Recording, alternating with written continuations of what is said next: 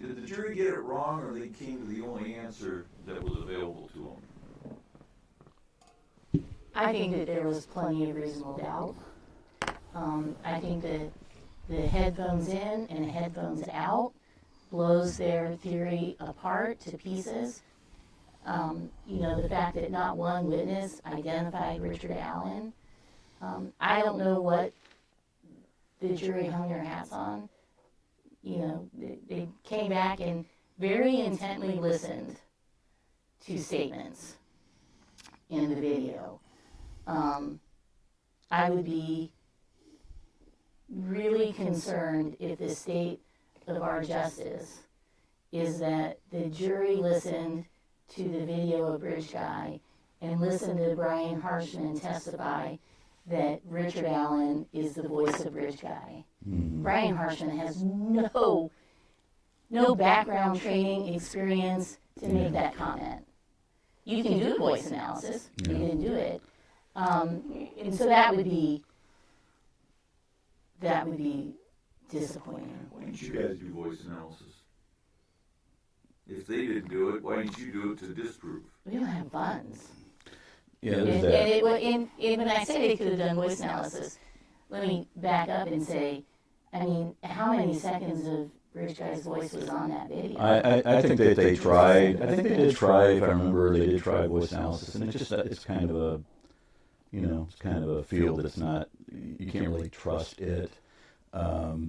So I don't think that ultimately. I agree with Jennifer. One thing I want to say about Brian Harshman is, the van was a big deal for those that paid close attention to the case. And Harshman stood up on the stand under oath and said, that Richard Allen would be the only person that would know about it, and it wasn't out there in the public domain, and that's just not accurate.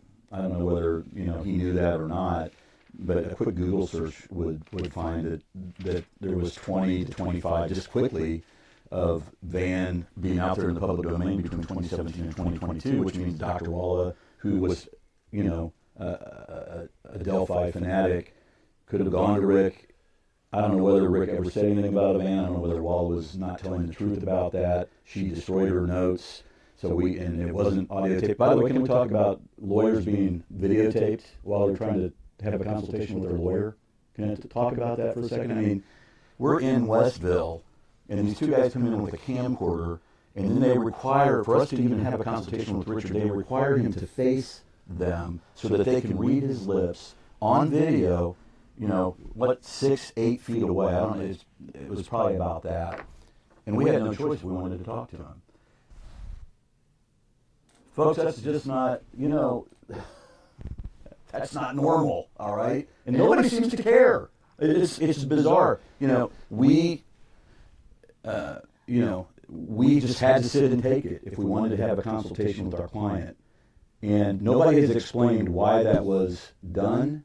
Richard Allen was in handcuffs and so forth, and if it was for our safety or something, that doesn't make sense. They could have, even just being there was a problem, let alone videotaping it. It's outrageous, but nobody seems to care. Nobody has done anything about it.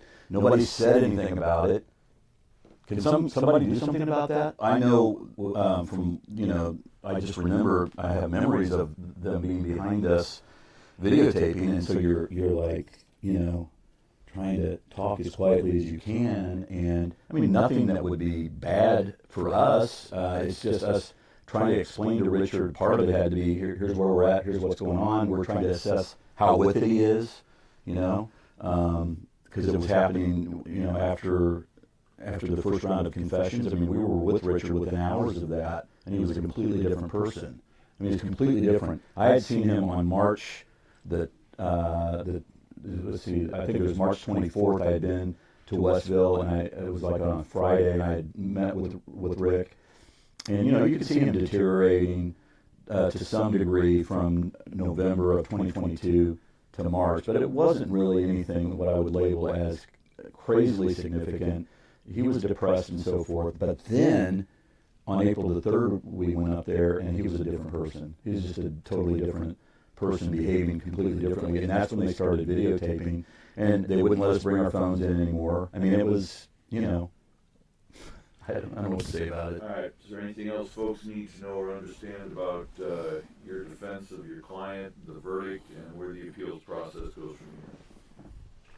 I would like to address for a moment this statement made by, I believe it was Doug Carter at the press conference on December 20th, where he said, you know, justice has been done, and if you don't like justice in this country, then leave. I have a moral, ethical, real problem with that.